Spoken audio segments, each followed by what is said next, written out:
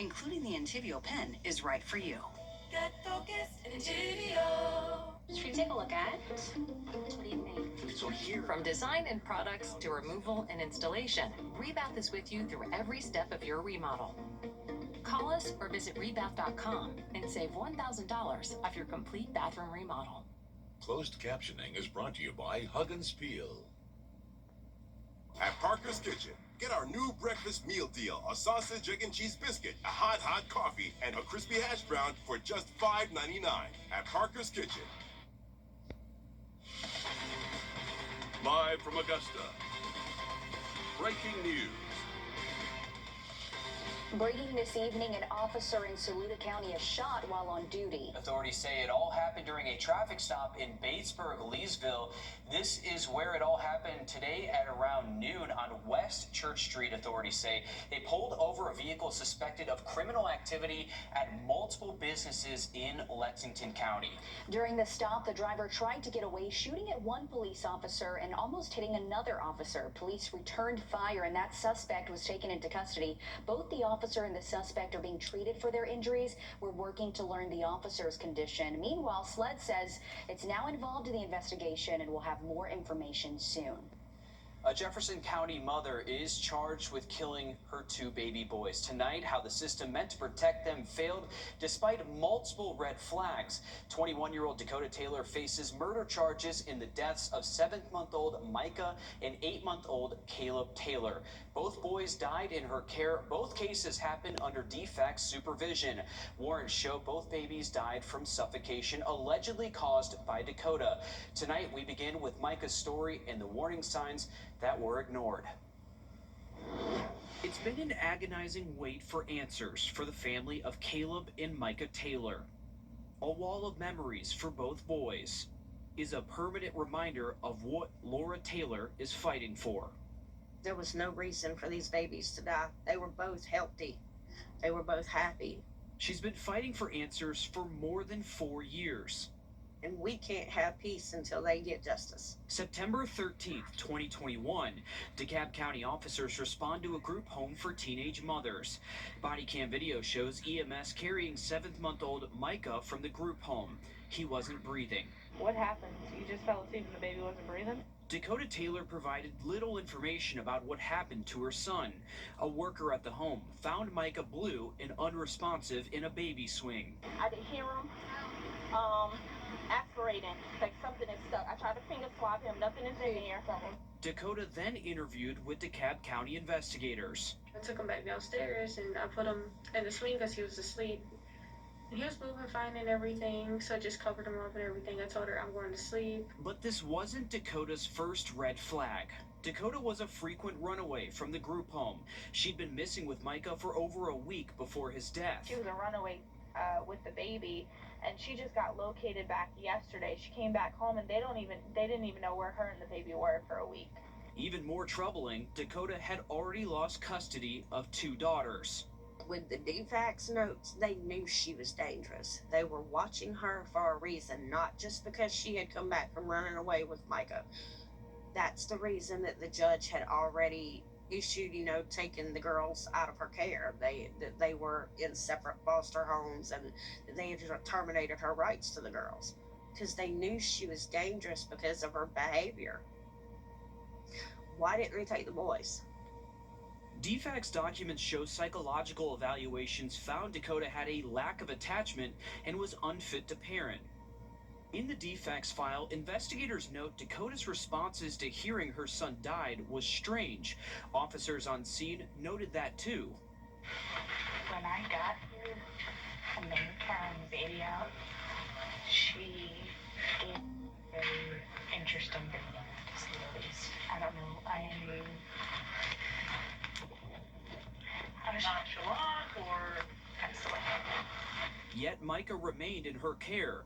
Other residents at the group home were also afraid. One told investigators she did not feel safe in a home with Dakota and felt she did something to hurt Micah because she wanted him out of the way to be free. 4 days after Micah's death, workers found his formula bottle. It smelled like chemicals. Testing confirmed acetone was in the bottle. Despite the evidence, Micah's cause of death was ruled undetermined. The case went cold. Investigators didn't interview family members until October of 2023, more than 2 years after Micah's death. What investigators heard was shocking. She told me she took the inside of my son's nose and held a COVID mask over his face until he weren't breathing anymore. She said that she held his nose and she placed her hand over there and held it until he turned different colors and he wasn't moving anymore. Despite sworn statements and evidence, Dakota Taylor remained free.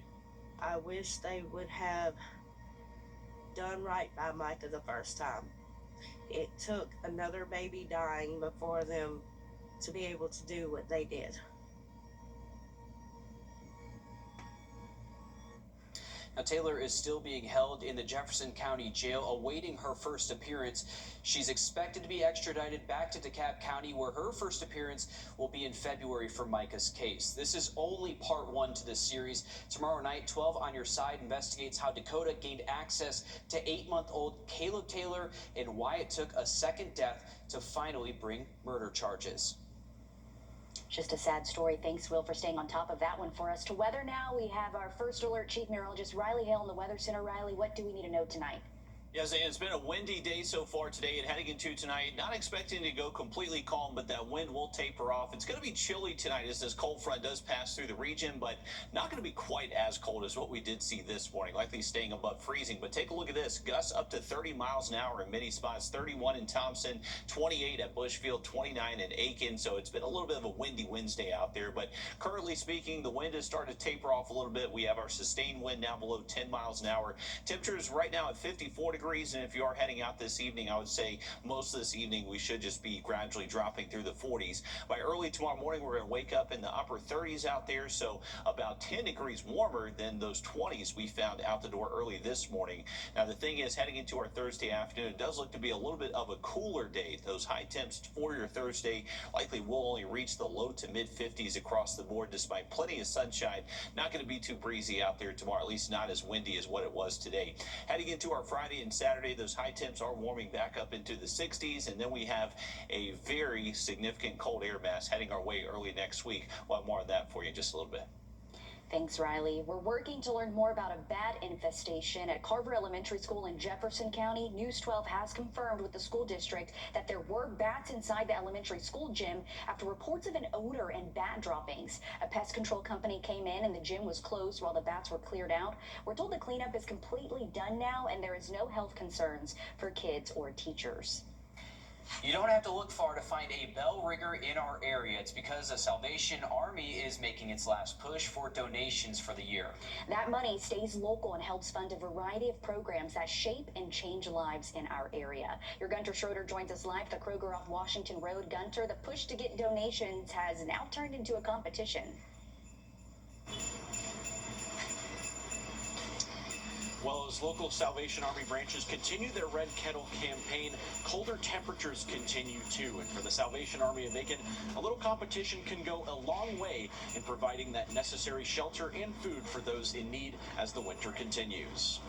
For almost 70 years, what was intended to house 15 people for a Salvation Army Workday program has now become Aiken County's only standalone shelter. That's now morphed into a 44-bed facility. However, during the cold winter months, like we're in now, we pull out additional cots and we can get upwards of 60 to 70 individuals in our facility. Space is limited, but so is money to help more people find shelter and meals, especially as temperatures drop. We have people call just to make sure that we're open. These people genuinely depend on these meals. It seems like a small thing, but it's so much you're doing for somebody. So the Salvation Army set a new record goal of $135,000 for the Red Kettle campaign. All of it going back to the county for these programs. And today, the Battle of the Bells competition saw 100 volunteers from Aiken City and Aiken County competing to raise money. Especially with the winter months, especially coming in. Within the last month, I've seen an influx of families. The more support we have, the more that we can help our community in need. And that is a great feeling. That's the most rewarding part of doing this job. It really does help. I like being on the side of it, though, to really see that, because you don't know. You can be nervous about giving, even if it is just a quarter or something. I need this money. And changing attitudes on giving back.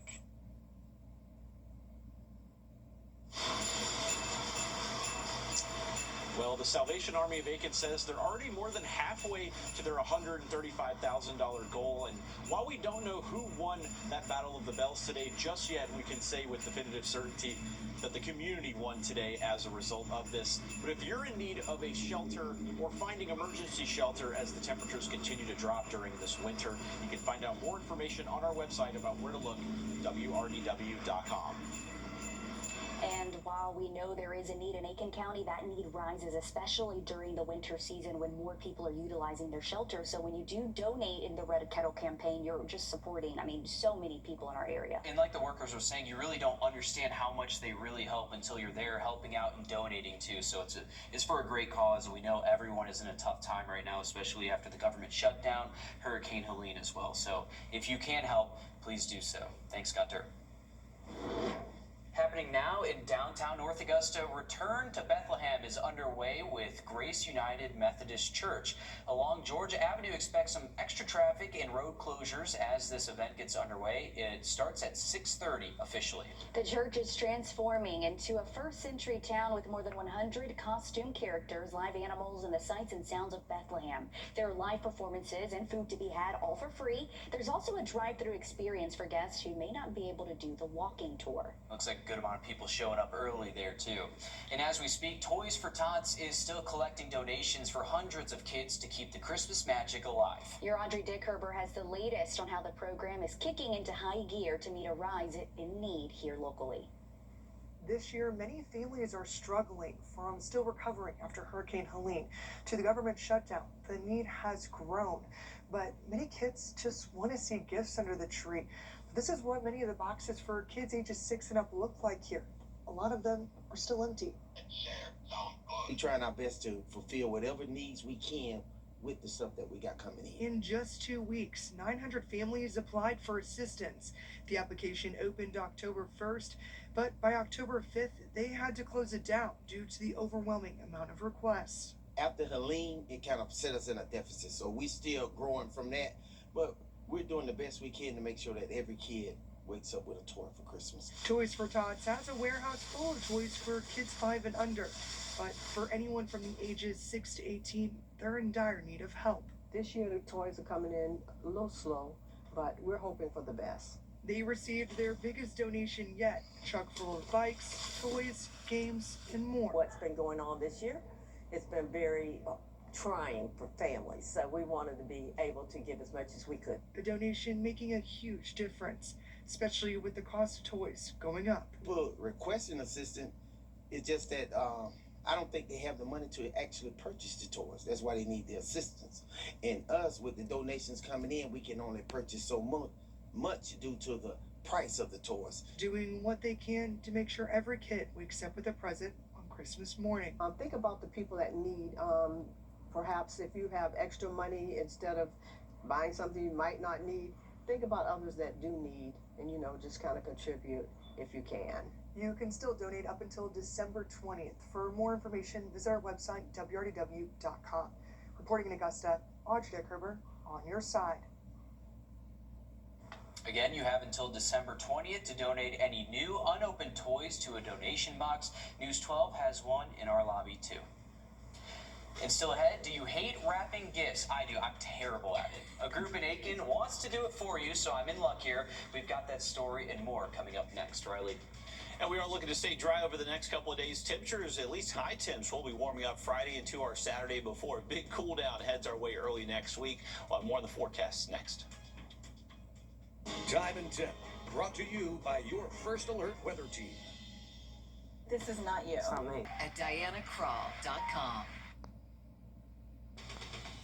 Now, your First Alert weather with Chief Meteorologist Riley Hale. All right, looking ahead to your Thursday, we are expecting a cool start, not quite as cold as what we were this morning, likely staying several degrees above freezing, upper 30s in many spots right at daybreak, and then temperatures will likely stay several degrees below average again tomorrow afternoon, with highs only in the low to mid 50s. We officially got up to 59 for a high today, the warmest day so far this month, cooling those temps off again as we head towards tomorrow afternoon. Now, looking ahead to our Friday, we are expecting some 20s initially to start off your Friday morning, so a heads up for that. That will definitely be a cold morning commute. Heading out to the bus stop, may have to bust out the credit card, scrape your windshield a little bit. We are expecting temps near 29 right at daybreak and staying still below freezing by 8 a.m. The good news is Friday afternoon with some sun, we are expecting high temps to be warmer, most likely up to 60 degrees, so potentially just as warm as what it did feel out there earlier today. Heading into the weekend, we actually are expecting temperatures to be slightly warmer heading into our Saturday afternoon. High temps Saturday most likely near 65, and then those temps will cool off a little bit heading into our Sunday with highs back down to the 50s. It is going to be a little bit breezy at times Sunday. We actually are anticipating some gusts 25 to 30 miles an hour. That is going to be thanks to a strong front that will be pushing through the region Sunday, and behind that front we're going to see that very cold air show up early next week. Low temperatures early Monday and Tuesday down into the low 20s. Feel like temperatures will likely be down into the teens, so a heads up folks, that is going to be some of the coldest air we have seen so far this season. 7-day outlook, we are anticipating those high temps to be cooler tomorrow, but once again, enjoy the 60s for your Friday and Saturday. Need help wrapping Christmas gifts? Well, there's a place in Aiken where your wrapping gets done while also giving someone else a Christmas to remember. I went to the Tri-Development Center of Aiken County's Operation TDC Christmas store to see how it all works. The countdown is on for Christmas, and Barry Shealy is wrapping your gifts so someone like him can have a Christmas morning. It makes me feel good that we are able to come together as a group of people, with individuals, with our support staff, to be able to help the community wrap gifts for them, and so we can learn to give back to our community. Getting your gifts wrapped and leaving a donation creates Christmas for about 200 people at the Tri-Development Center of Aiken County. They serve adults with disabilities, providing them with support, resources, and independence. Some of our individuals we serve, they don't have family that support them, or some of them, unfortunately, out here just on their own. And so we provide their Christmas, and without us doing this, they would not receive anything for Christmas. For Barry, this group is helping change his life. Because one day I want to reach my goal of being out in the community. One day I'm on my own more. So I'm gradually working my way up the ladder. So when you choose to get your gifts wrapped here, you're providing someone you may not even know a Merry Christmas. Knowing that this gift is going to somebody special, I hope they really enjoy it on Christmas Day. And how can you not go and get your gifts wrapped by those lovely people? They really had an operation there. Yeah, thank goodness they're here, because I'm sure they're saving a lot of guys just like myself from having to wrap gifts because we don't know how to. So you're not just getting a bag with tissue paper, because that's what I usually do, because I don't know how to wrap them. Yeah. That's my fault. No, I mean, you're still wrapping it, but it is fun to rip the paper, right? Maybe they can teach me a little bit of something. Yeah, go learn something. So they're located at 251 Lawrence Street in Aiken. They're available to wrap your gifts Monday through Friday from 11 to 6 and Saturday from 12 to 4. Again, they do accept donations, which are used to buy the people they serve Christmas gifts. And Will, check this out. They'll wrap your gifts up through the 24th. So we have a lot I've already ordered mine. Oh, you're already? Okay, No, I'm ahead okay, of you're not a schedule last here. minute shopper. Okay, I was going to say, if you are a last minute shopper, they have you covered Christmas Eve. So that's something. All right, just ahead, in an Aiken native getting the nod in the SEC conference after his standout redshirt year. We'll tell you about it coming up next. First Alert Radar, powered by Jim Hudson Automotive Group. This is our call to inaction.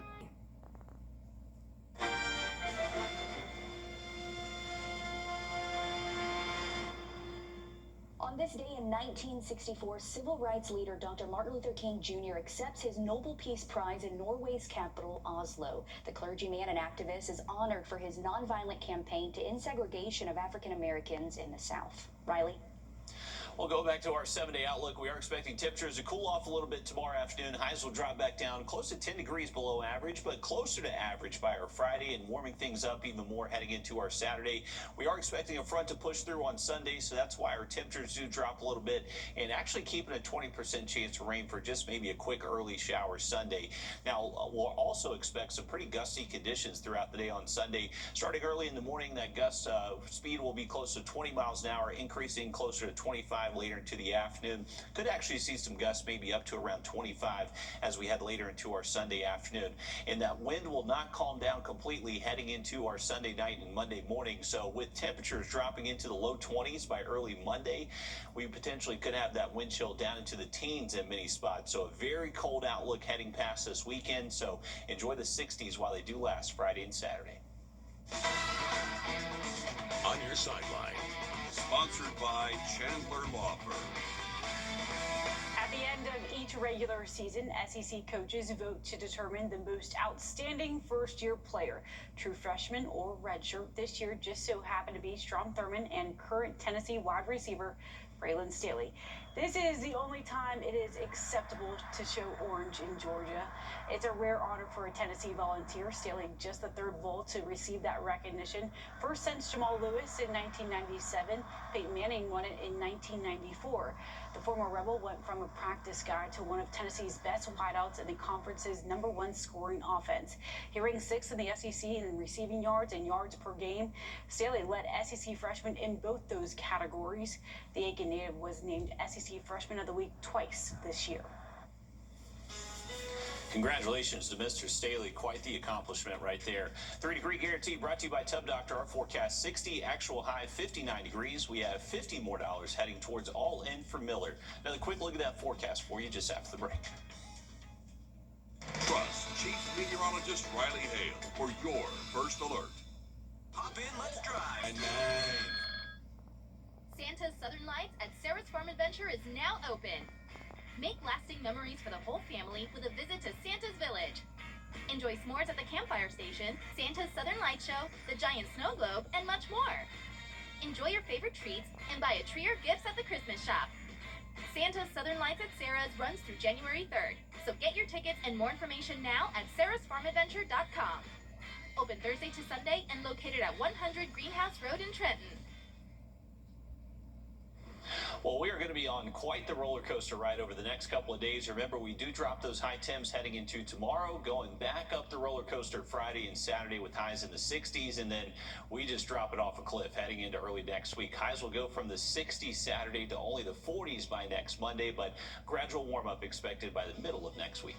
Thanks, Riley. We're back live on 26 News at 7. And for News 12 at 10 and 11 o'clock. Thanks for watching.